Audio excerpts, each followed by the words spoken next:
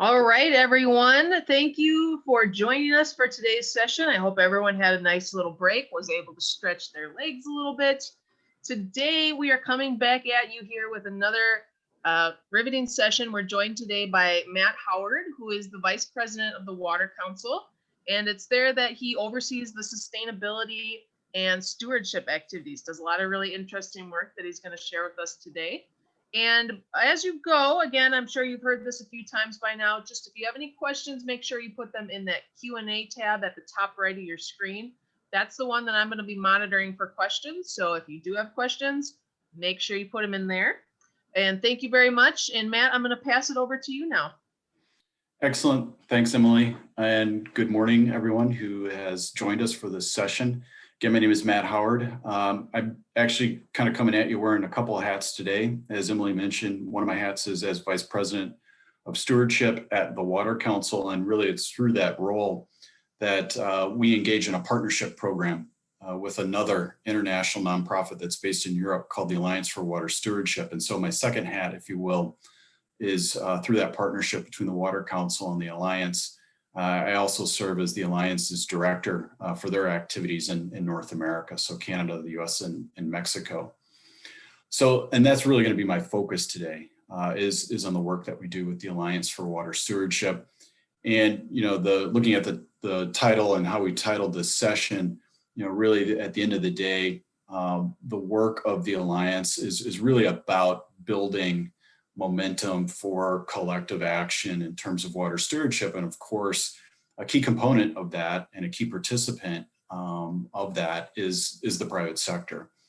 And when you look at both commercial, industrial farms, when you look at the private sector in general, in terms of how it's using water and impacting water resources, it's really that space and the reasoning behind the creation of the Alliance for Water Stewardship to really work to engage those private sector water users, again, in collective action around water stewardship. So that's going to be the focus today. And it's great to be here with you all again for Wisconsin Water Week.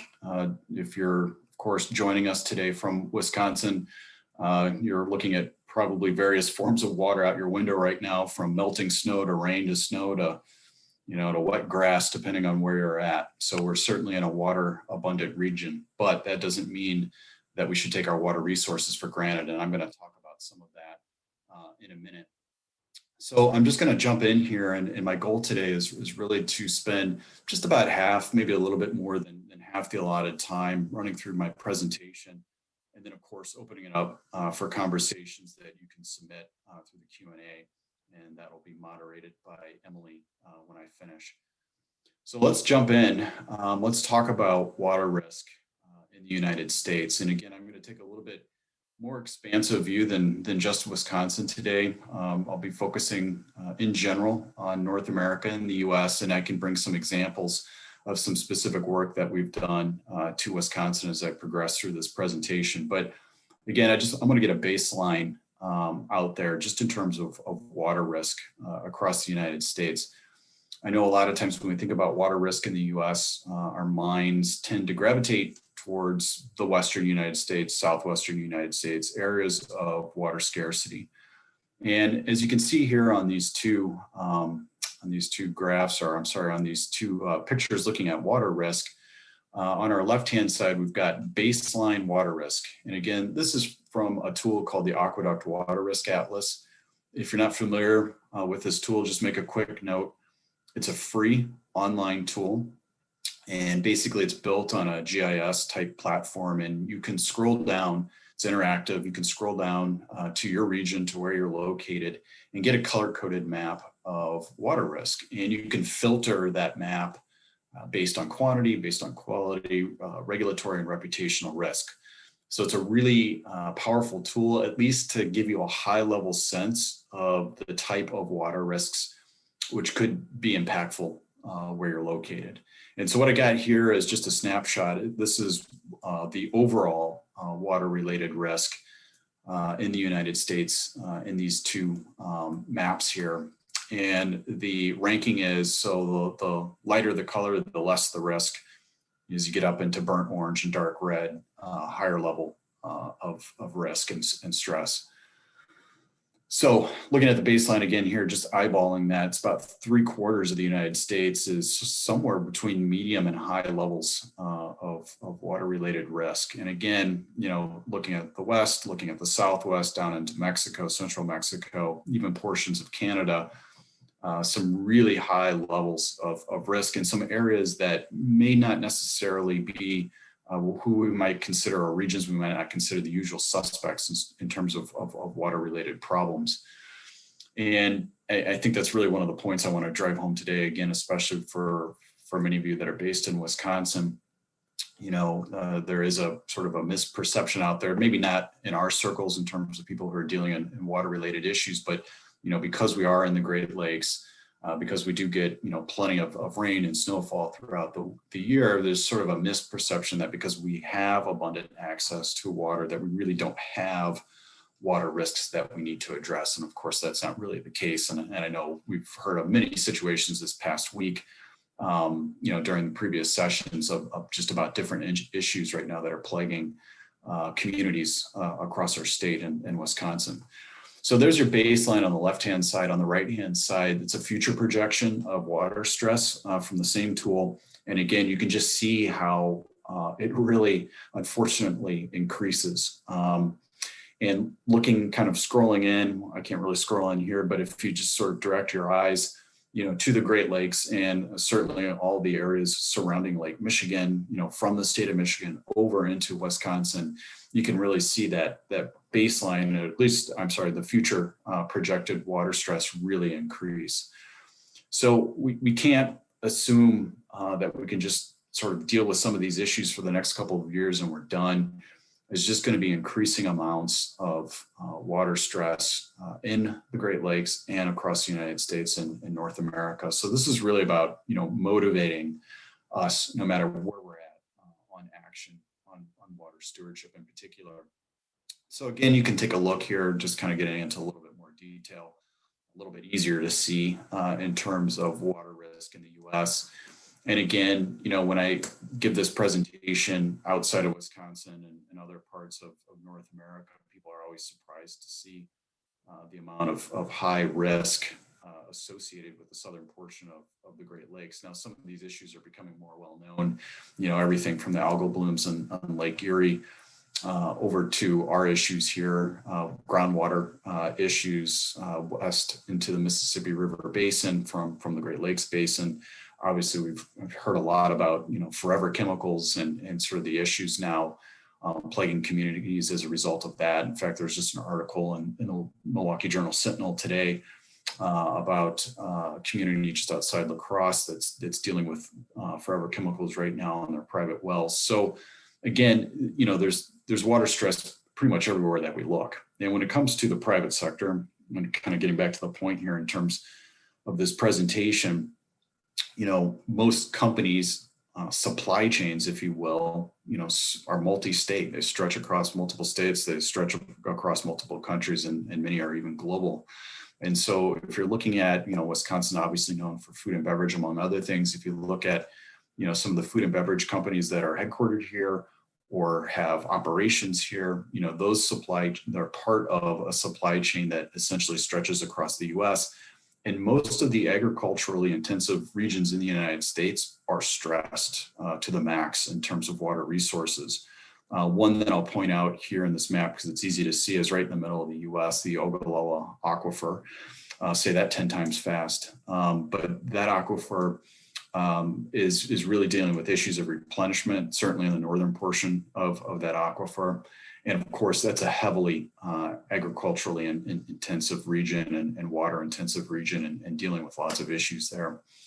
So the point is, no matter where you're located as a private sector company, no matter where you're located in the US or even in North America, chances are, you're part of a regional or national or global supply chain. And some portion of that supply chain is going to be impacted by water related risk. So again, just trying to paint that picture of risk in the United States.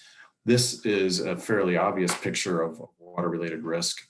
This is actually a photo I took a couple of years ago in Arizona. This is the Central Arizona Project. That's the name of the canal there in the middle of this photo. And basically, it delivers Colorado River water to the central portion of Arizona, Phoenix, and the surrounding regions there. About 300-ish or so miles in terms of the length of that canal and the delivery of those water resources. I mean, this is obvious water-related risk here, just in terms of a region, community, economy that's built on essentially somebody else's water. And so again, this is what we tend to think of when we think of water risk in the United States. This is not, this picture that's coming up here on your screen is not what we tend to think of. In terms of water risk, this is actually another photo I took. This is in Door County, looking out into the Bay of Green Bay. And of course, again, for many of you that are based here in Wisconsin, we fully understand and are aware of the water quality related issues, which are impacting the Bay of Green Bay as well as the Lake Michigan side of the state. But again, for many people outside of the Great Lakes regions, they really don't have a grasp of the water quality related issues that they face. Again, there's this misperception that just because we have lots of water, you can see lots of surface water, that we really don't have risks that we're dealing with. Another photo here, this one is unfortunately of Lake Erie. This is probably 4 or 5 summers ago. And that's the result of the annual toxic algal bloom that occurs in Lake Erie in the western portion of the lake. Again, a lot of that is driven by polluted agricultural runoff from the US and Canada. And of course, Lake Erie is the shallowest of the Great Lakes. And so it's just ripe conditions every summer, unfortunately, for toxic algal blooms, which, as you know, can infiltrate municipal water systems. And in fact, one such bloom shut down the Toledo, Ohio water system over the course of a weekend about 5 or 6 years ago now. And so it's just really, to me anyway, as a person in the water profession, it's really hard to comprehend that we've had such municipal water shutdowns in the Great Lakes. You'd think a lot of this might be happening outside the Great Lakes, again, in areas like Phoenix or West Texas, where there's just chronic issues of drought and water scarcity. But we've got issues, of course, that we really need to deal with right here. And so businesses are really starting to take account of that. The focus traditionally from businesses in terms of water stewardship wasn't even really truly a water stewardship approach. It was more of a water management approach, and focusing on really the cost to procure water and to move water through a facility, quite frankly, out of pipe, and really not thinking too much about how operations impacted water resources or how the site itself, the factory, the farm itself impacted the surrounding watershed. That, of course, is beginning to change. And this is a proxy really of that change in terms of how businesses are thinking about water. This is from the World Economic Forum. They put out this global risks to businesses report each year. It's a survey. If you're not familiar with it, it's a really interesting report. It's not just focused on water. And as I mentioned, it comes out annually. It's a World Economic Forum. Just Google Global Risks Report. And basically, it's an open-ended survey to businesses globally. It's usually the top, 1,500 to 1,000 businesses globally, open-ended, asking them about the risks that they're facing, all types of risks. This is sort of the money slide, if you will, from that report, because it groups the top risks by likelihood that businesses have identified and the top risks by impact that businesses have identified. And if you look over at risks on the left-hand side, look at the top 2: extreme weather, climate action failure, kind of going down to number 5 there, biodiversity loss. These 3 issues that were identified over here in top risks, of course, disproportionately impact water resources, right? Extreme weather, certainly climate action failure. So these are really water-related impacts, that businesses are currently feeling, and that businesses are really starting to look at in terms of likelihood and having an impact on their operations.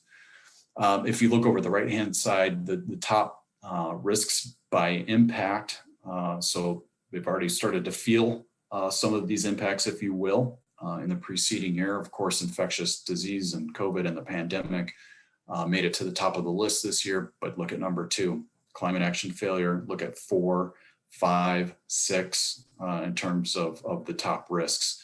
Again, all water related, all having a disproportionate impact on water resources, surface and groundwater.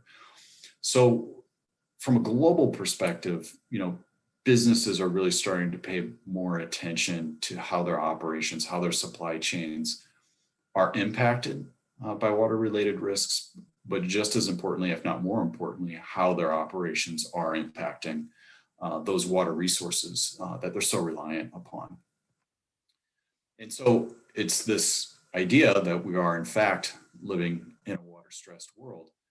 And from the private sector, from the business point of view, you need to recognize that you're surrounded by water related risks.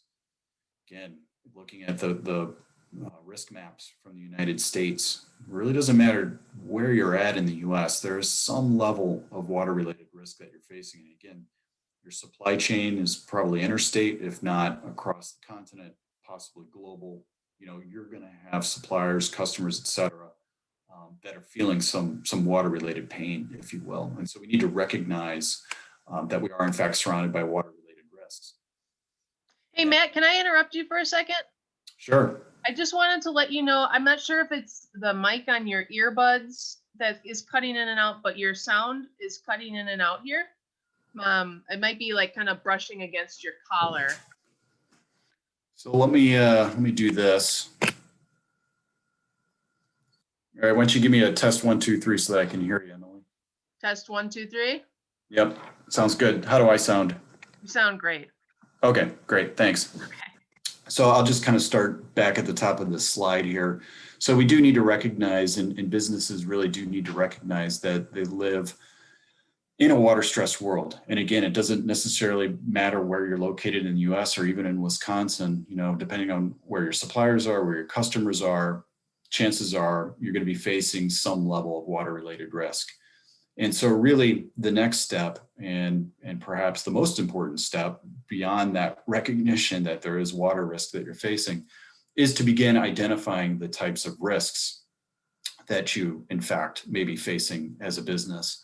And so again, is that a quality related issue? Are you in a watershed that's constantly stressed from water quality? Is it a water quantity issue? Are you in a region where the regulatory environment is constantly changing? If you look across the United States, groundwater regulations, state by state, community by community, are beginning to change. And so what are those types of risks as a business that you need to address? And then importantly, begin gathering the data, the necessary information, engage key stakeholders in your community and your watershed to really help build out your issue radar as it relates to water related risks. So recognize you're surrounded by risks, start identifying the major types of risks that you think that you face, sort of confirm that, gather more data, more information, engage key stakeholders, and ultimately, develop a strategic framework for mitigating those risks that you face. But just as importantly, begin looking outside your fence line and outside your four walls for opportunities to address shared challenges and shared opportunities as well. And so it was really out of this idea, this progression, if you will, through identifying and recognizing risk, that the Alliance for Water Stewardship was created. And it was created about 10 years ago to really help move companies from this mindset of just simply managing water as an input and really begin looking at water as an asset that needs to be stewarded, and recognizing that there's value for water, brand value for water, not just for communities and for habitat and for natural resources in general, but for businesses. Again, you go back to sort of our classic industries here in Wisconsin, and most of them are heavily water intensive. Certainly food and beverage, obviously brewing. I'm based in Milwaukee, and the tanneries were all built along our rivers and needed water for processing, hides and whatnot. And so again, there's a reason why many and most of our communities are located where they're at, because it's that water resource. And of course, companies grew around that water resource. So this idea for AWS that water is an asset that needs to be stewarded is really at the heart of its mission. And again, the Alliance for Water Stewardship isn't just focused on working with private sector companies. It was really created in cooperation and in partnership with private sector companies, but also NGOs that were working in the space, in the water related space globally. So everybody from the World Wildlife Fund to the Nature Conservancy, to the UN CEO Water Mandate, the Pacific Institute. These NGOs are still involved and still members of AWS today and still working with. You can see some of the company snapshot I put up here: Apple, Toyota, Ecolab, still working with these companies on credible issues of water stewardship. So that was really the idea behind the creation of AWS. I did put up these three company logos because these are not the usual suspects in terms of companies that have water intensive operations or water intensive supply chains. Ecolab may be a bit of an outlier in terms of that statement. Obviously, they are fairly water intensive in their manufacturing process and do work in the food and beverage sector. But nevertheless, when we think of water risk, we think of the large food and beverage companies. But this idea now that water stewardship is important to most companies, many companies, is, I think, really sort of embodied here by the fact that companies like Apple, like Google, like Toyota, and others are really starting to get serious about developing a water strategy and implementing water stewardship actions in their operations and in their supply chain. So just another snapshot in terms of the global membership for the Alliance for Water Stewardship. This isn't a complete snapshot, but we're at about 120, 130 members right now. About 40 or so are based here in North America from the US, Canada, and Mexico. And again, you can just see, the sort of a really interesting cross section, I think, anyway, of companies who have really begun engaging in issues of water stewardship, both where they're located locally and in terms of working through their supply chains globally. So for the Alliance for Water Stewardship, obviously, I think it's important to define what we mean by water stewardship. And this definition really underpins the heart of what we do in the Alliance. And I'm going to talk in a minute about our standard. We have a management standard that's widely available, free to use, free to download for companies, for factories and farms. And I'll talk about that standard in a minute.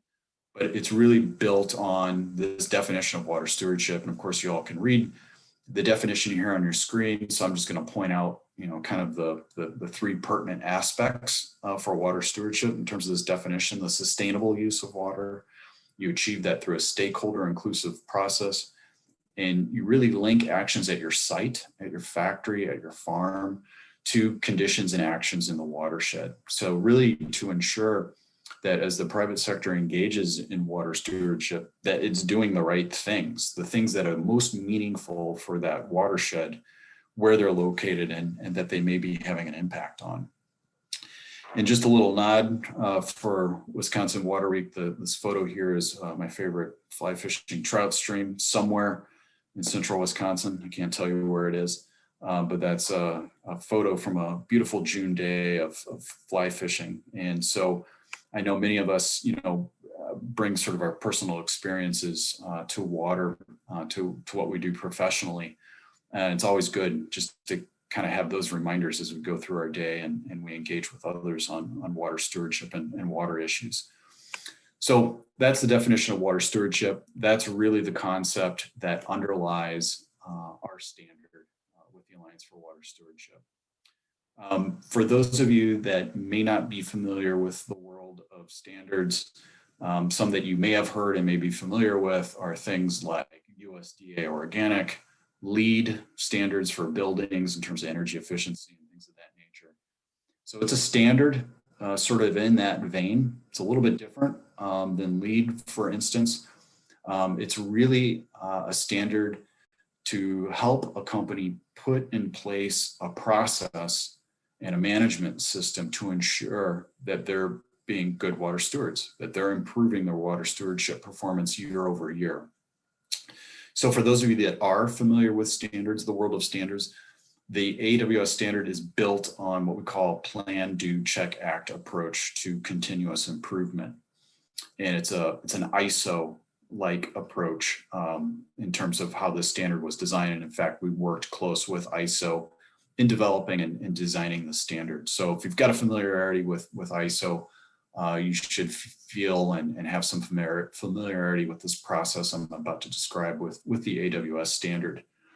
So this standard is flexible enough to be used again by a factory, by a farm, in a water scarce region, in a water abundant region. Again, it's a process for identifying risks and then mitigating them, and then looking for opportunities to engage in collective action around water stewardship. So it's really about, the private sector company following these 5 steps of the wheel here on this slide.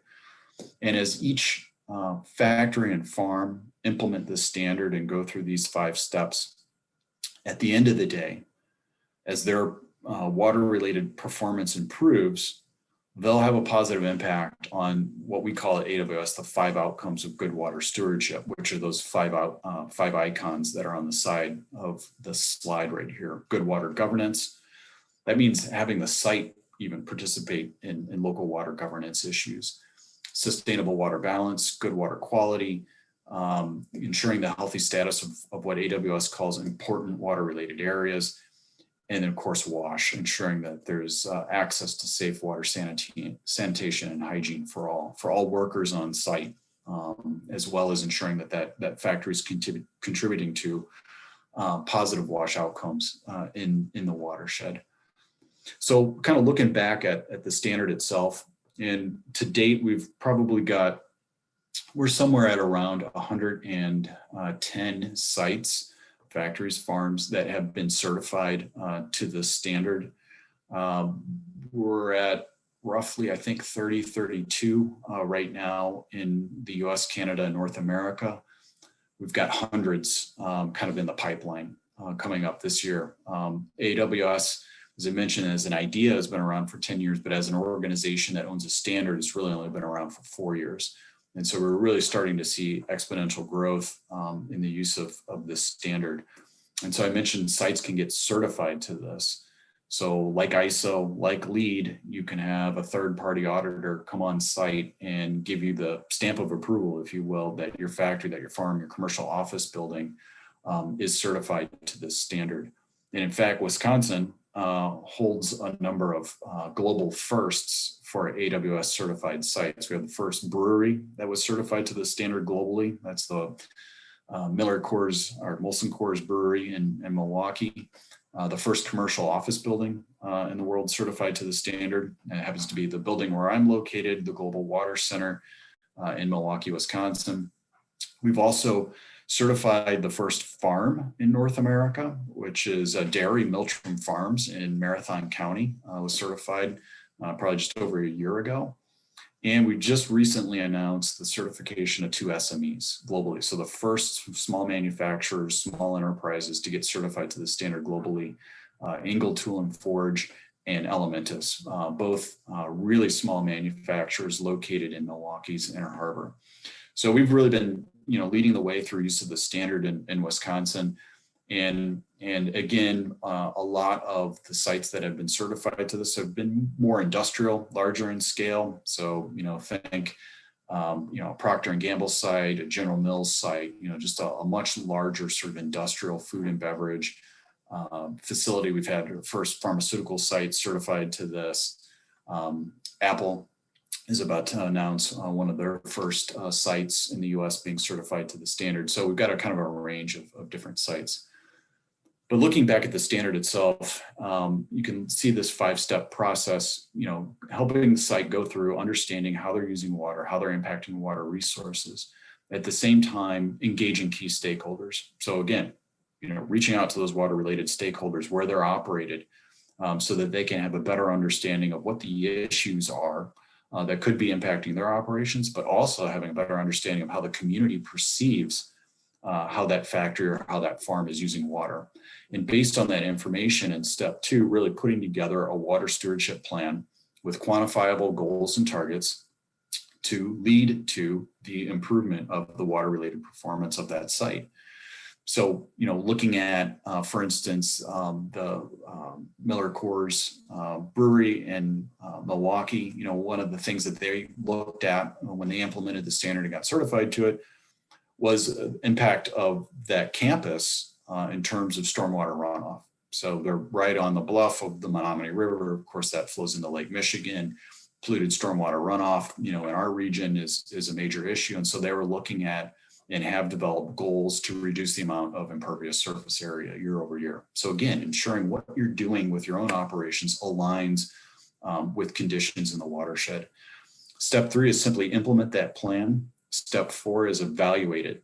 The standard AWS wants you to do at least a once annual, evaluation of how you're performing vis-a-vis the goals and the targets that you've set for yourself. And if you need to adjust those goals and targets, do that. That's the whole idea of continuous improvement, is to ensure that what you're doing is relevant. It speaks to the conditions where you're located. And again, as we know, with climate change and the impacts on our water resources, conditions are variable and changing year over year. So it's good to do that evaluation of those goals and targets. Last but not least, the standard wants the company to talk about what they've done. They want to have transparent and public communications around the fact that this site is implementing the standard, that these are the issues that they have identified as risks, priority risks to their site. And in a general sense, these are the sorts of things that this factory or this farm are doing to mitigate those risks and to be good water stewards in the community. So this is really the way that the Alliance engages the private sector and really works to incentivize and motivate. I've created a new word. I like that, incentivate. To incentivize and motivate sites to implement the standard and to get certified to it, but ultimately to be good water stewards. So what I'm going to do now, just for the remaining balance of the time, just in terms of my speaking here, I should be wrapping up in about 5 minutes or so, is just kind of run through some of the benefits that we've seen from sites using our standard. Again, I mentioned a handful of sites that represented, global firsts for use of the standard in Wisconsin, and I can answer some of those questions if you're interested about those sites themselves. I have a pretty good understanding of, sort of the issues they faced and kind of what they addressed through their water stewardship plans and their AWS certification. So we can talk about some of that a little bit in the Q&A. But again, this is just a summary here of how a company would go through implementation of the standard. It's important to note that all of you, any company right now today, can go to the AWS website, so a4ws.org, and you can download for free right now the AWS standard. And you can begin using it at your own factory, at your own farm, in partnership with others, with a client, whatever the case is. The standard is free to use. Of course, there's a cost then that's associated with actually getting the certification audit. But again, AWS made this decision to make the standard free so that it's widely available. So I would encourage you, if you're interested, if you work for a company, farm, et cetera, take a look at the standard. And I'm happy after this session today, to follow up with you one-on-one and to talk about how it's relevant and applicable to your operations. So the standard is flexible. I mentioned, water scarce region, water abundant region, just as powerful, in those two regions. And again, from factories to farms to commercial office buildings. Just a couple things that are worth pointing out: it needs to account for local water conditions, right? I mean, that's critically important. We know this in the water profession. Water is hyper local. You would be surprised working with companies how a lot of companies sort of bring an energy or carbon perspective to water and really want to apply a template approach across the board in terms of how they address water issues. We've got to constantly remind them water is hyper local. It's going to be factory by factory and site by site in terms of how you address those water conditions. And again, just as importantly as aligning actions at that site with risks in the surrounding watershed. I gave you an example from Miller Coors. Sort of another example, say again, back to that picture that I showed from Phoenix, from Arizona. If you've got a water intensive business there and you're going through implementation of the standard, make sure you don't have plans to increase the amount of water that you withdraw or consume, year over year. So again, aligning your internal actions with the water scarcity conditions where you're located. This idea of continuous improvement, our certification lasts for 3 years. There's an annual sort of checkup, if you will, from the auditor to make sure that you're actually advancing towards the goals that you set for yourself. So after that 3-year period, assuming there's been some progress up that ladder of improvement, you could qualify for recertification. Companies tell us a lot about the value of risk mitigation for them. That seems to speak well in terms of the business lexicon and sort of way of thinking about value for them. But also in terms of value creation, we're also starting to hear a lot about brand enhancement and about brands that do good and how consumers obviously want to associate and purchase from those brands. So certainly if you're having an impact on water resources, and again, you're in kind of some of these really water intensive industry sectors like food and beverage or pharmaceuticals or others, this value that really emanates from brand enhancement related to water stewardship. So we're really starting to hear about that.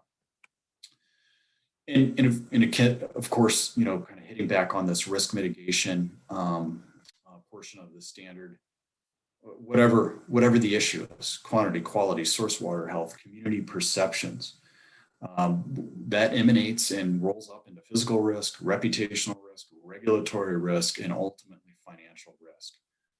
So it's really through this framework, through our work with the Alliance for Water Stewardship and the use of this standard, we've really been trying to make it as easy as possible, for the business to make, quote unquote, a business case to engage in water stewardship. And again, looking at some of those companies that aren't the usual suspects in terms of water intensity, more and more companies are really starting to see the importance of addressing water issues, but also discovering how water intensive some of their supply chains are. So companies say this thing's going to help them act strategically. I've talked about risk mitigation, engage stakeholders. A lot of companies just really aren't good at engaging stakeholders, and certainly smaller companies or factories that are part of a global corporation. They have difficulty, they get nervous about engaging stakeholders. AWS is a positive, proactive way to engage stakeholders in water stewardship, to help demonstrate leadership in the community in terms of water stewardship for those factories and farms. And I've talked about enhancing brand value.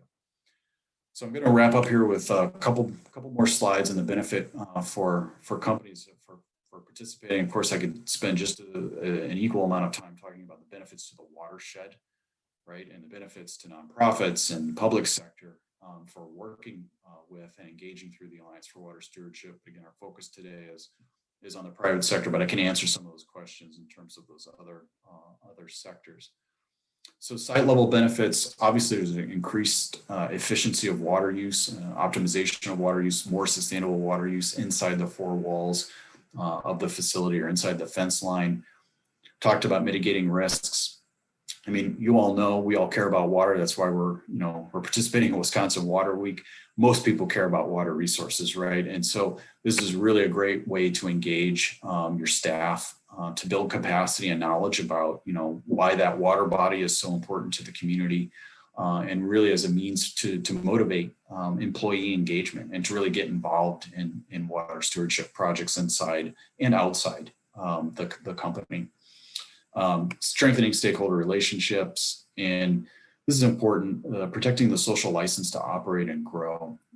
So, just from a company perspective, again, going back to one of my first slides about how water resources bring value, to the company. I'll keep picking on, Miller and Molson Coors in a good way, of course, but they're located where they're located on the Menominee River or in Milwaukee, essentially originally because of the access to fresh water supplies, and that's really created the value for their product, and is the reason the brewing industry is so big and is so big in Wisconsin.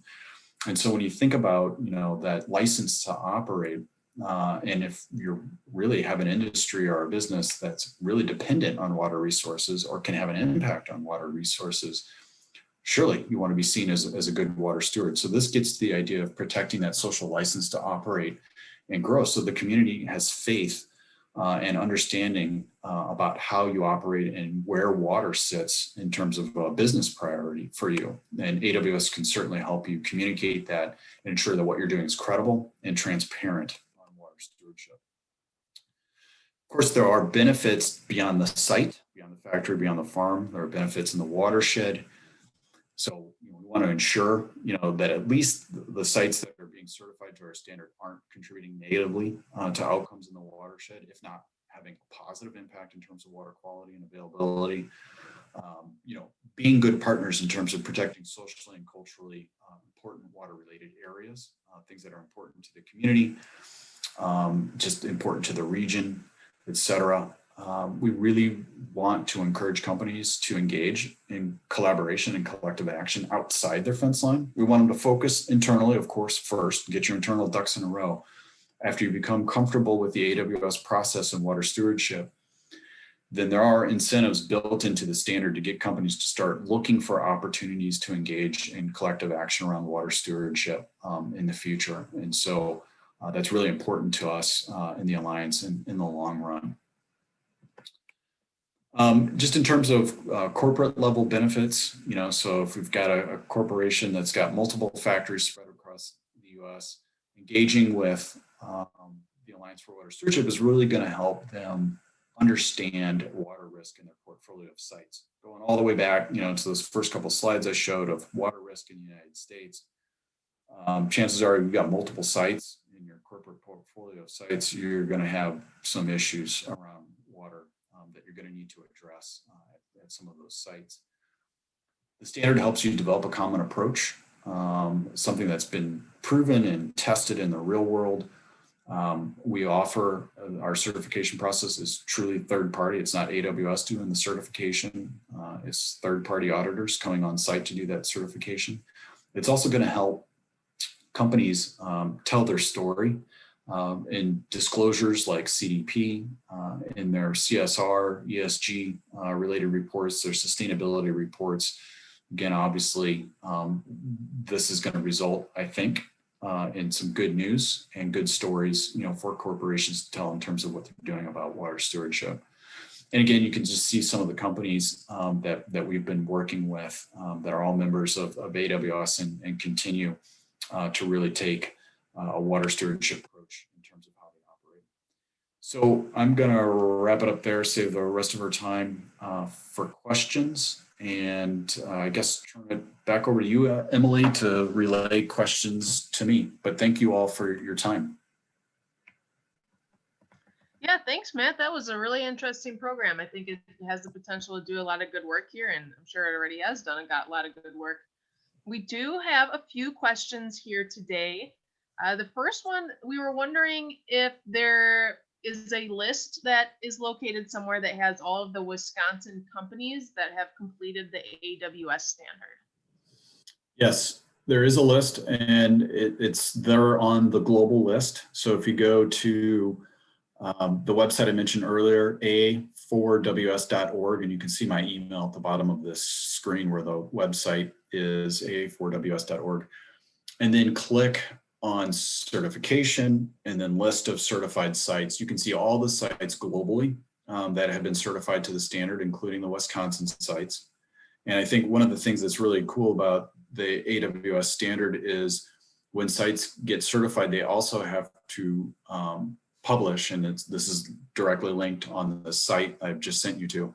They have to publish the audit report. So you can actually see, you can go through and read the audit report and sort of see, some of the issues that the companies have encountered and sort of where they're located and the issues in their watershed and basically how they performed in terms of the audit. So we're really striving for transparency in terms of what we're doing with AWS. Awesome. All right. The next question someone was wondering about. So you had those risk maps in the beginning of your presentation. We're wondering how risk is defined. What all does that take into account? Is it, like water scarcity, pollution, invasive species? Yeah, so great question. I'm going to scroll all the way back up there, get to the US map. So I was probably a little bit too flippant in interchanging risk and stress. stress. Those are two different issues, right? So stress, water-related stress, emanates from different conditions that could occur in the watershed. So let's take availability. So if you've got multiple water users and they're in high competition for limited water resources, that's water stress. Water risk is how that stress impacts different water users. So we'll use the same scenario. Let's say they're farmers. Let's say they're in the Central Valley of California, limited water resources. That water stress impacts the irrigation district differently than it impacts the individual farmer, for instance, or it could impact, the community resident a little bit different. So water-related risk emanates from stress. And in this water risk atlas, you can look and filter by risk, which emanates from physical issues, so availability, quantity, quality related issues. You can look at risk that emanates from regulations, so a changing regulatory framework is obviously, the risk of a changing regulatory framework is going to impact a company a little bit differently than it is the regulator, for instance, or an unregulated industry. So risk really sort of emanates from stress. So great question. And just, again, I would encourage everybody to go online and check out this water risk atlas. Again, just Google it. And when you're on this atlas, there are opportunities to actually click on the definitions. So they list out all the different water related risk filters that you can use. And you can click on each of those little icons and it'll tell you how this group, defines risk in that case. And this comes from the World Resource Institute, WRI, highly credible group in terms of water issues. Awesome. And there was a second part of that question. I think you sort of answered it. Just wondering why, there is seems to be disproportionate between East and West. Is that just because there's more water out East? It's like a dilution is the solution sort of issue? So with this map anyway, you're looking at overall water risks. So they've aggregated data and the overall water risk picture is really meant to sort of give you a temperature check. It's not going to tell you the true picture of risk. So if we were to filter in, say, on the Carolinas and really start scrolling down and get away from overall water risk and maybe get into water quality or water quantity, you could actually see, levels of risk increase as you get more local in terms of how you're filtering on this tool. But as a snapshot, it's generally true that there's more issues of water stress and thus risk in the Western United States. And a lot of that has to do with the fact that the Colorado River is overallocated. And of course, it's growing population and it's heavily agricultural. But that's not to say that there aren't, really acute issues of stress in the US. Atlanta, I don't know if a lot of people know this, chronically dealing with water scarcity issues. They're building new reservoirs as we speak. They came within about 30 to 60 days of running out of water a couple of years ago. And so it's a chronic issue for them, for instance. So treat this map as just kind of give you a temperature check on risk, in a broad region or at a country scale. And then you can get more specific and begin filtering on specific issues as you get down into a region. And then you may see, some real things start popping up. Okay, so that's a case where it's all about how zoomed in or zoomed out you are. To a certain extent, yeah. Yeah. All right. Our next question is, we're wondering, is this program specific to the corporate world, or do you know of any instances where towns or townships have incorporated this program? Yeah, that's a great question. So 2019, AWS engaged an outside consultant to start looking at how we might develop a similar approach or program or certification for municipalities. Unfortunately, that effort was severely delayed as a result of COVID, and we had to just switch our resources to other functions.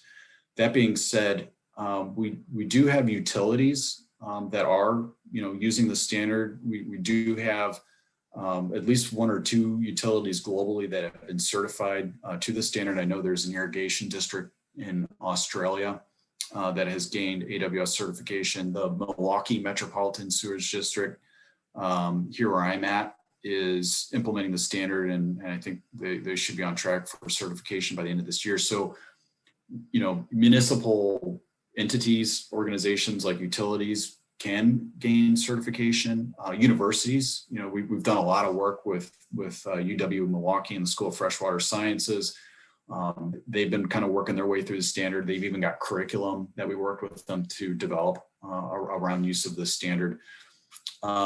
But all that being said, you're really probably going to see, at least in the short term, more companies using the standard as opposed to utilities and municipalities. Sure, and that makes sense too. And then there might be some more questions that come in as you're discussing this next question, but for now, I think this is the last one. Someone was just wondering about, how can we get the word out about some of our specific water issues that we have? This person's concerned with, what happens with wastewater going into the Rock River. Just curious about what your suggestions are for how we can best get the word out about these programs. Yeah, that's a great question. So I think one of the ways that we've seen that has been successful is, within a given community, within a given watershed, there may be existing sort of stakeholder, networks that are already there. They're either been developed for, addressing, general environmental issues, or, it's, a group of, NGOs, trying to improve the watershed or engage farms on issues of runoff. Look for existing stakeholder frameworks, number one, to see if you can leverage those to get the word out, and to use those as sort of a mouthpiece, if you will, to get out to the broader community, some of these issues that are impactful. The other way that I've seen this sort of occur is through trying to partner with business groups that have been developed to address, water related issues or environmental related issues, and to really connect, the business groups and the stakeholder community groups, and to begin having an open dialogue and conversation about these issues to really help spread the word. But I got to be honest with you, it's really difficult to really break through all the noise out there, and to provide people with an accurate picture of what's happening with our water resources, because a lot of it is nuanced, and it's hard to digest in 30-second soundbite or a tweet, and so I think focus on those existing stakeholder groups that have some credibility in this space, and see if you can develop a campaign or some messaging to get out into the broader community. But it's not easy, and again, it's going to take some effort. So maybe wasn't the most optimistic answer, but it can be done. Just it takes hard work. Right. And there was a plenary speaker. I can't remember if I think she was on Monday. She was talking about climate change and how you can best convince someone that there is an issue in the first place, and then how to convince someone to actually do something. It's a startlingly complex answer. And so I would say, if that person is interested in learning a little bit more of that, to definitely go back in the files once these are all uploaded to the UW Extension website and take a look at that presentation, because it does offer some really interesting insights. For sure. Yeah. And those are all the questions that have come in. Super interesting discussion generated here today. We really appreciate you joining us, Matt. And we hope that people will check out that program as well. Just as a housekeeping note, that starting at 11 o'clock until noon now, there is a plenary session and talking about tackling Wisconsin water challenges through UW Water Science. And so that might have a little bit more information for us as well. And then noon to 12:45 is when we will be having our lunch break, with sessions starting up again at 12:45. So thanks everyone for joining us, and we will see you throughout the other sessions. Thank you, everyone.